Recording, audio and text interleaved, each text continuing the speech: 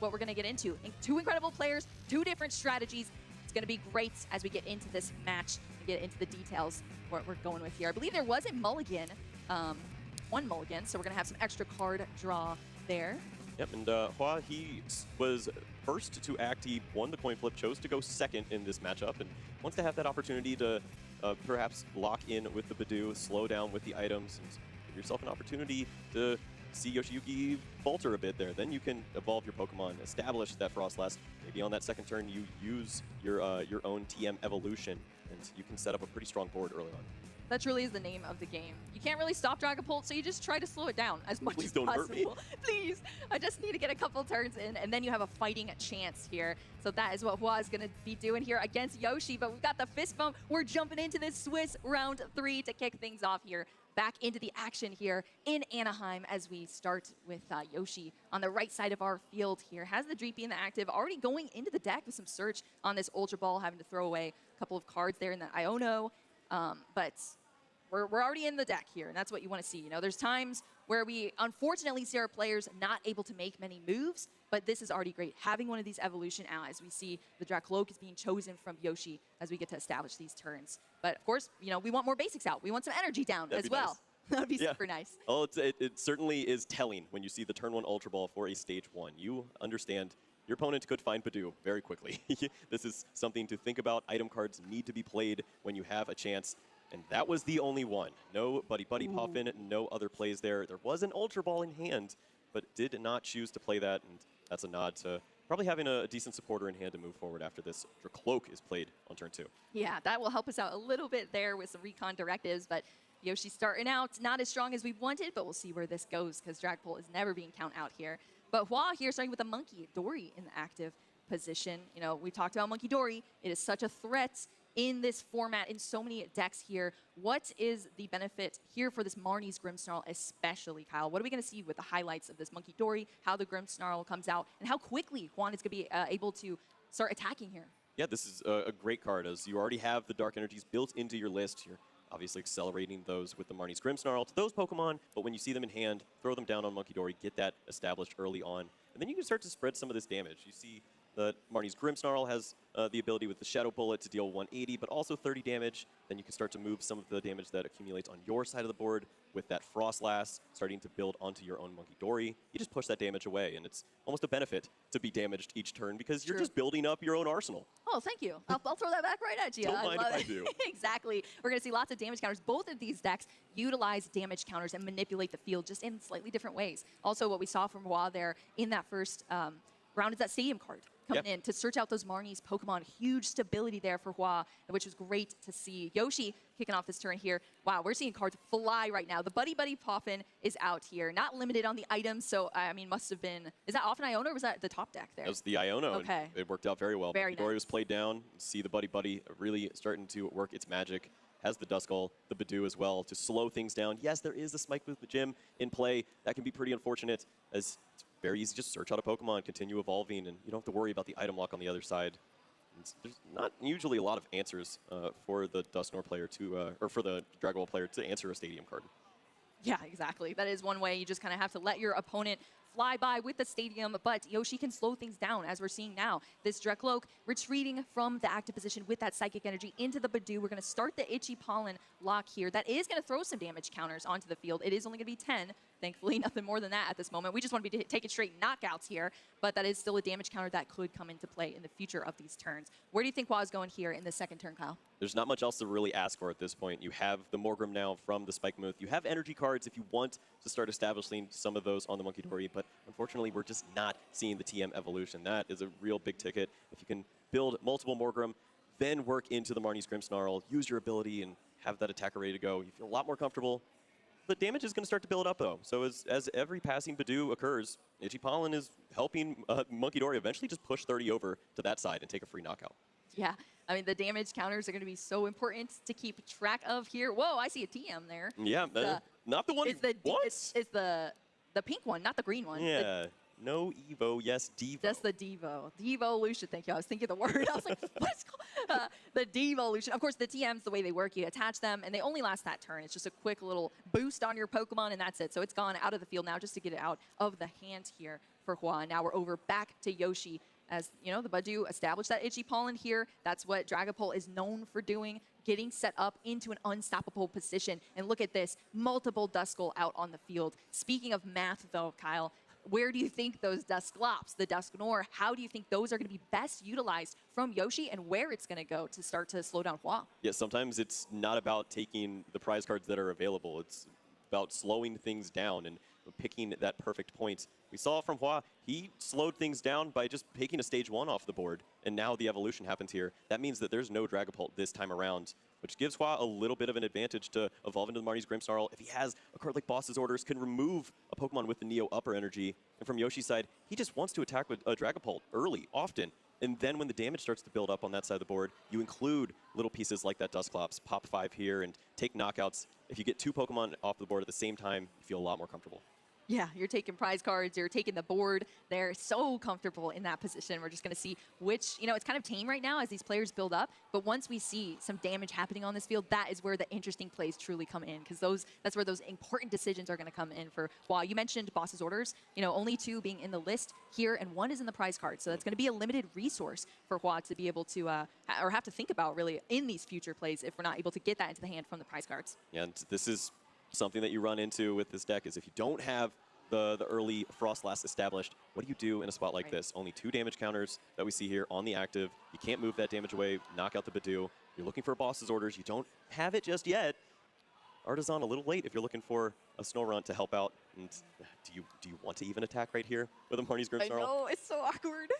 It is truly awkward. You have to pick and choose when you kind of accelerate this, but if you're accelerating it, oh my gosh, it was not the Snorunt, it's the bundle there. Happy holidays. Yes, the Iron Bundle of Joy, one of my favorite cards here. He hops on the field and then he hops straight into the discard pile with that Hyper Blower ability, allowing you to gust something up from your opponent's side. They do get to choose. But if you want something like that pesky Badoo out of the active position and kind of attack something more on the bench here, or even just slow things down for your opponent, that Iron Bundle is a great resource there. Sought out off the Artisan from Hua, and now we do see the promotion of the Marnie's Grimmsnarl EX. Yeah, and with this promotion of the Munkidori, the 30 damage isn't always going to the Badoo, but he does choose to take that knockout, move up 2 prize cards.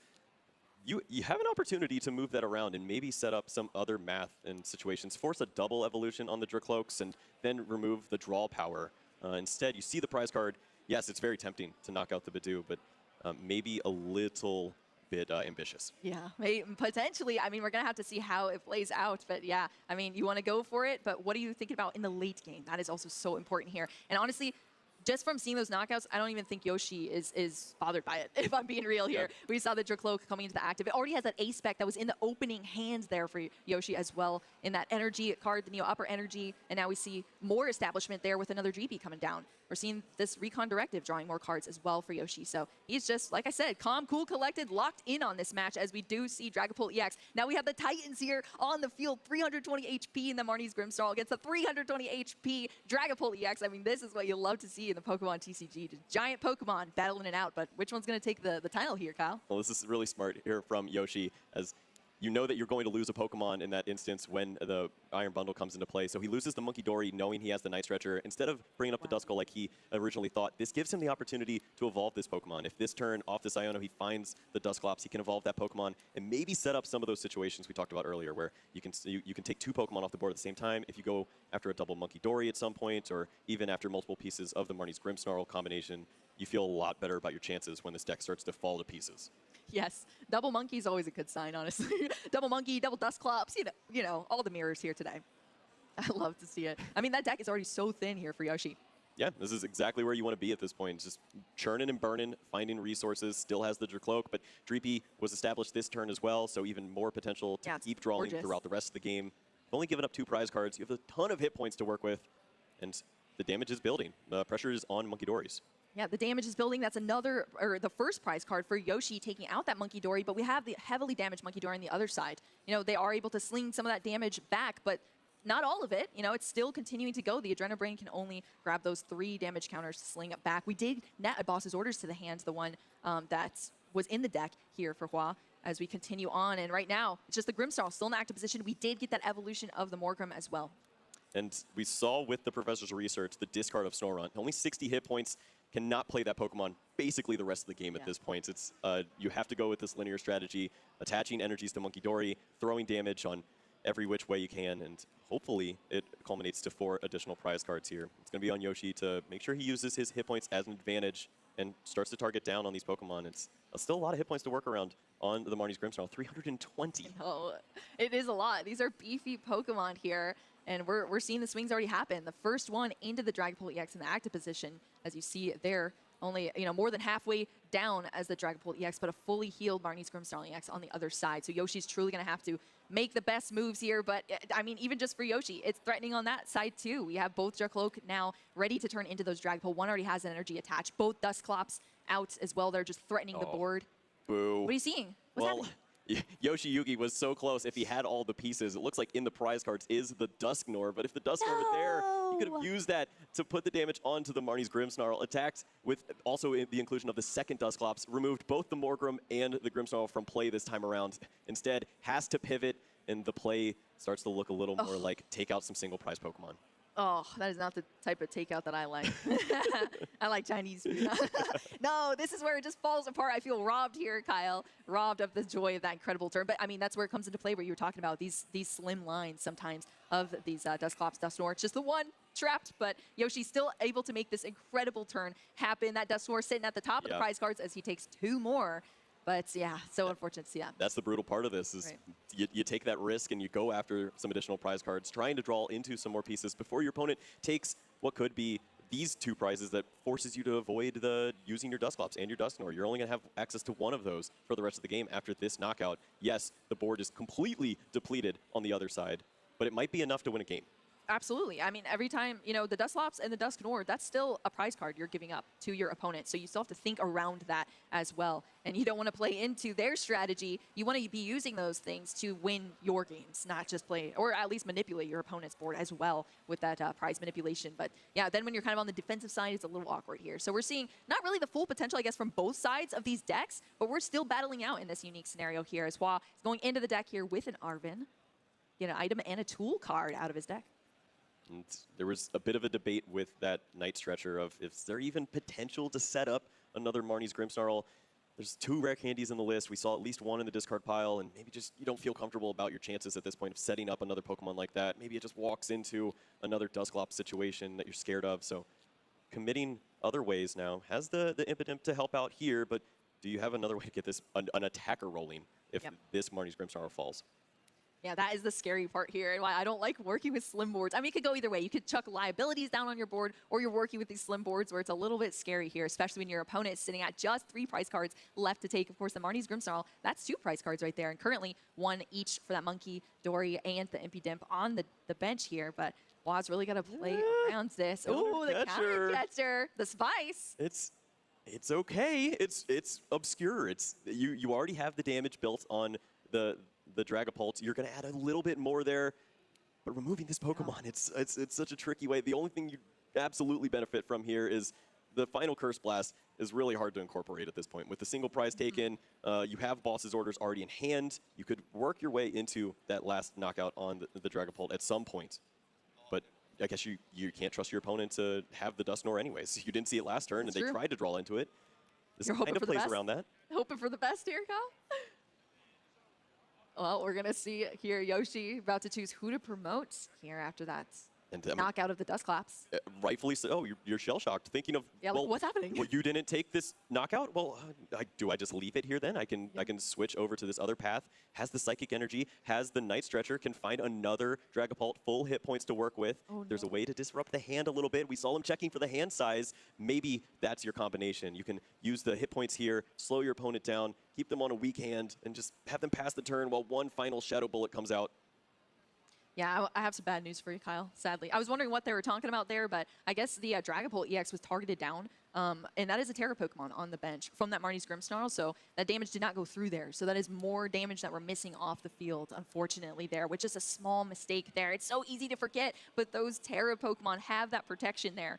So none of the extra damage going down. That's even more room for Yoshi to play with here as he's flying through this deck. Like you said, just confused almost a little bit from that knockout on the Dusclops, but still sticking to his strategy here and I guess adapting in this turn. What do you think he's going to do here? Do you think he's in a strong enough position to just take things home, Kyle? It looks looks pretty great for Yoshi at this point, and he's been working with a really strong setup over for Hua. He's just hasn't had as many of the pieces, but Marnie's Grimmsnarl is such a powerful attacker that it just continues to put on this pressure. And once more, this is just that the interesting part of this matchup is if you can remove Monkey Dory from play and put pressure onto the Marnie's Grimmsnarl, you don't have to worry about the damage. It'll be there in the long run, but you just can't have your opponent throwing it back at you. That's what you can't work around, is if they have multiple Monkey Dory, they can set up some really interesting situations. So at least move this one away. Yeah, removing all threats off the field, pretty much, because you see how bulky this Marnie's Grimmsnarl EX still is. It can't just be one shot here for Yoshi. So, yeah, I mean, that's awesome. Take the monkey out and just cement this win potentially here for Yoshi. As I mean, there's only 2 prize cards left here in this match, Kyle. As we're going we're getting to the end of this game here, and Yoshi has just played things nice and slow and steady.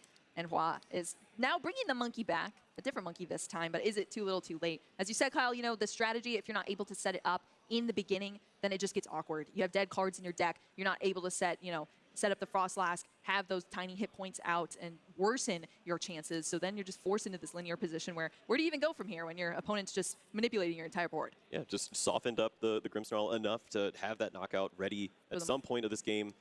You need to have the perfect answers here, and we know it's so difficult to have that. And there is a supporter, though. There is boss's orders. If you want to take the knockout on the Neo Upper Energy Dragapult, certainly you could do that. But where do you find that final prize? Yeah, 3 prize cards left, and it could just be slightly too late here. We're seeing some of the healing happening thanks to that Adrenabrain that's throwing those 3 damage over onto the Dragapult. That 30 worked. Yeah, that one worked. That is not from the damage of an attack. That is like a side effect there from that Adrenabrain, so that's going through. So now this is the spot where it's actually correct to attack into the Terra, as he doesn't want to leave any damage on the board. So that's true. You force this this interaction that isn't beneficial so that you just don't give your opponent 30 damage from Monkey Dory to work with. But this is a spot where Yoshiyuki still is able to find out some help here. He has the counter catcher for the Monkey Dory. We see the Hawlucha to put the 10 damage on the Impidimp, and that is a double KO to clean things up and take those 2 final prize cards. Wow. Incredible here. I mean, I didn't expect anything less from Yoshi, but you saw his deck was thin. He's looking at all of his resources, and he mapped it out right until the end of this game. While only had 1 prize left to take there, Yoshi had to take a double prize card knockout here to take that win, and he was able to do that with those little tech cards that were still in his resources. And that was working around the Dusknoir being prized as well. So it was even tougher there for Yoshi, and he had the ability to work around that. So I want to take a look back in this game here between these 2 fantastic players and these awesome decks as well. Yep. Boo, I want you to take a look over at Hua's side and tell me what doesn't change throughout the duration of this game. As we see this Marnie's Grimmsnarl in the active spot, attacking through, getting some early prize cards. But what seems to be consistent there, Boo? Does this Pokemon ever go away? Yeah, I know. Yeah, I mean, the only Pokemon that I saw going away were those Monkey Dory, honestly. That's wiped off the field. Yoshi truly does not care. He's attacking, taking away those single prize Pokemon over and over again. 180-30 is not enough to handle the hit points over on the Dragapult player side. And Yoshi finds the play to take it all with the Hawlucha, take those 2 final prize cards, and you think you've played around it all. You think you can finally set up this final Pokemon. It was really an interesting spot of if you wanted to play that Impidimp. We saw a debate of that, and he does play it. Ends up punishing him there. It's unfortunate, but you got to think of everything. Yeah, you have to. You have to be able to adapt in these moments. And that time around, Yoshi was able to take things down doing just that. But hey, we got another game on our hands between these players as we kick things off. Once again, we're going to see if the setup changes here for both of our players. As we see, Hua's already off to a pretty decent start. We have that Impidimp there, one of the monkey already coming down. But what do you think we need to see that could be stronger in this specific matchup from Hua to be able to, oh man, those prizes. There's opportunities to include the Frostlask potentially if you go early on with it. He did not value it in the opening game that we saw. There was Buddy Poffin to do just that, but I mean, we already saw a turn from Yoshiyuki. This is going on to turn 2 now, as he just had Dreepy Pass, Spike Move to get the opening deck so search. There's no supporter either from Hua. Well, yeah, and that's wild to think of. Both players do not have the resources to help out. Interesting prize cards, double boss's orders for Yoshi. We know how important it can be to work around the Marnie's Grimmsnarl. We did see Brock scouting in the hand, I think, so some play this time, but both players would be wishing for a little better help. Yeah, I mean, I would say so. Awkward positions here that we've seen for both of our players. But I mean, Yoshi, I'm sure breathing a sigh of relief after saying, "Oh, there's no supporter. You know, you got a dark energy on your monkey, and that was about it there for the establishment of that." Yeah, I can work with that exactly. Especially when you have 2 Dreepy down. They're ready to start going into these Dark Cloak now. Since we did see that turn, I totally missed the turn, Kyle. Like I was out of it here. I think the stream missed the turn. Oh yeah, I think you're right. He is zooming over there, and rightfully so. This is what you need to do. You have 26 minutes to try to close out a second game here. Do not give your opponent any breathing room. We see the first recon directive. It finds Neo upper energy of all cards, and there is another Dracloak ready to go. We see Ultra Ball in hand. This is pretty phenomenal. Fire energy can go just about anywhere, and you can surprise with that Neo upper. It's very unexpected to see that card this early on.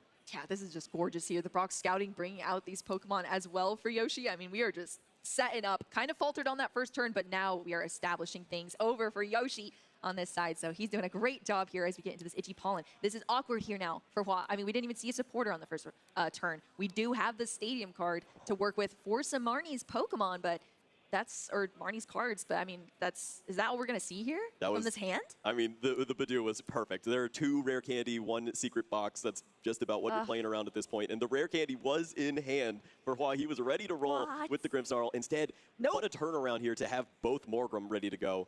If you're going to have an answer to a Badoo, it looks like this. I mean, that is awesome to see here. We see the evolution happening here for Hua. It's like we're looking for a little cleaner shuffle this time around. Also, should note the weakness that we see on this Infinite and the Morgrim.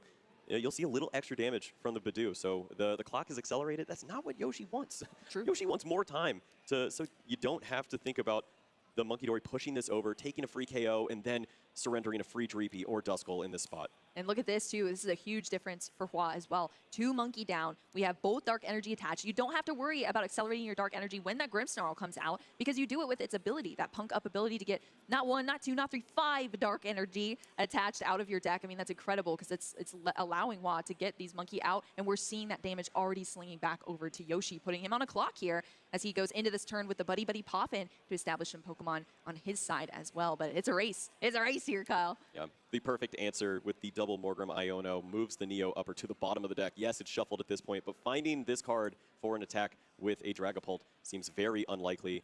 So lean into your helpers. You've got the Dracloaks, Recon Directives, play the energy you already see, and use Iono of your own. You've countered the Stadium. It is not guaranteed that you're going to see a Marnie's Grimmsnarl this next turn. Yeah, I mean, love it. All the stops are being brought out here from Yoshi. Damming Towers out. These Recon Directives running it through the deck as well as we see. Ooh, Dragapult EX netted. He's playing like he lost game 1. I love to see this, as the pace is so good, and he's also got all the right plays to go along with it. We're seeing evolutions flying. Does he have the pink card back in his hand already? Yes. Yeah, pink card is there. There's multiple evolution Dragapult EX. There's another Dracloak in the hands there for Yoshi. There's an Ultra Ball to play with, potentially. We saw the Dusclops come down on this turn as well. Ooh. I mean, it has just been super strong here. And the Badoo is still locking things down with that Itchy Pollen. So we're just waiting for Yoshi to have this breakout turn where things start swinging. And everything just seems to be stacking up in the hands. We're seeing the Stadium bumps left and right. The Spike Booth into the Jamming Tower, now into the Artisan. Last game, we saw the Artisan bring that Iron Bundle out. What do you think Hua is going for this time? I mean, if you didn't see the Iono, I was maybe going to lean into a Frostlass play here. You have the Snorunt, you can play down from the Artisan, use a TM Evolution, and get this Pokemon into play before you have to think about the damage counters that can be played down. You don't see the Monkey Dory on the other side just yet, so maybe there was that world, but now you see Iono, you have to risk it. If you find the Marnie's Grimmsnarl, maybe just getting that Pokemon in the active spot and attacking early and often is enough to put some pressure on your opponent, who is flying right now. Wow, well look at this from off of the Iono here. You know, each card drawn is representative of those prize cards. So 6 each for these players after that shuffle and put to the bottom of the deck. And I saw a ton of just supporters in the hand. And guess what, Kyle? You can only play 1 of those every turn. It'd be a really great trade binder. Not a good hand at the World Championships. Yes, exactly. Just when the momentum was picking up there for Hua, it just dropped back down a tad bit here. And that's also scary when you're going against Dragapult, because they can pick up the pace nice and fast as well. And Yoshi, as you see, netting a counter catcher to the hand as well. I mean, these resources, that's just crazy right now. This is what Yoshi absurd to think about. This hand wasn't great until he found the energy. He didn't want to play these item cards just yet because he knows what he's working with. Iono is used. He wants to give himself maximum opportunity to find a basic energy card, but he sure enough found the exact card, the psychic energy, to go along with this. He has another Ultra Ball to follow up. If he needs to find the Dragapult, he can do that.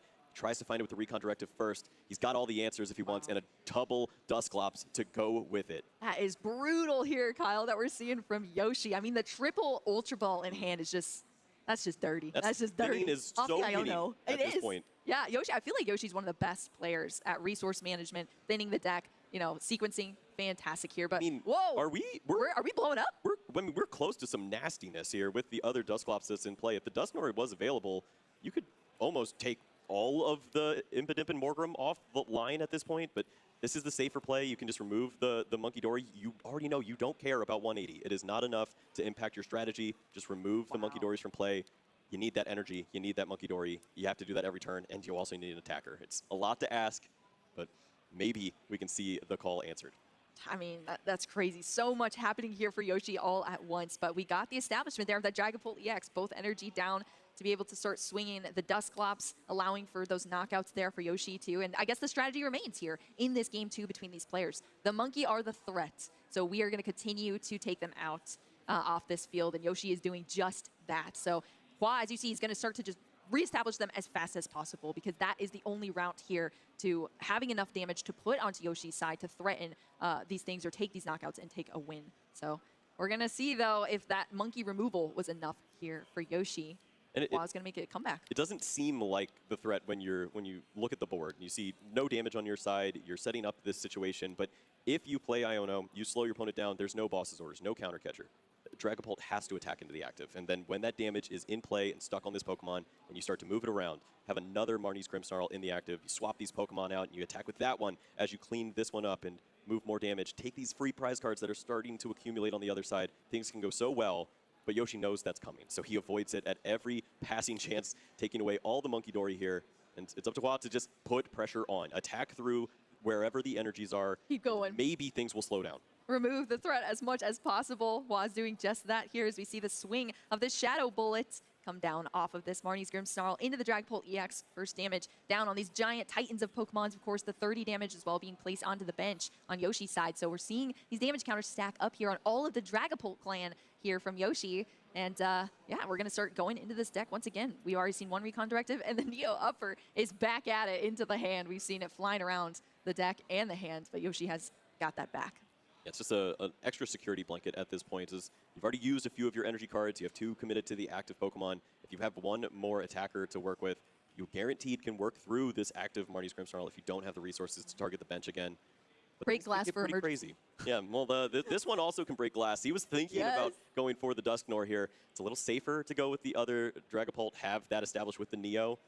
But I like crazy. I like crazy, too. I mean, we like to see that on stream. The thrill here from our players. Yoshi giving us a good show here. Dragapult EX coming out of the deck thanks to that Ultra Ball there. Some more discarding of some supporters as well. So now we see kind of the same thing here that you were talking about the Marnie's Grimmsnarl, you know? You kind of absorb the hit, trade into the other one, and outlast your opponent. Yoshi's able to do that same thing with these giant Pokemon that we see. And he's got the damage on his side as well with these Dusclops, the potential Dusknoir, the Monkey potential as well. So we're seeing, what do you think about that? Boss's orders for the Monkey, gonna be wiped off the field once again. These Monkey Dory cannot stick around for Hua. What do you think about that play, Kyle? This is interesting to watch because I love taking out the Monkey Dory, but then you could either lock in on the prize cards here, use one of your Dusclops, give that prize card away, and take away one of these Morgrem, likely the one with the air balloon.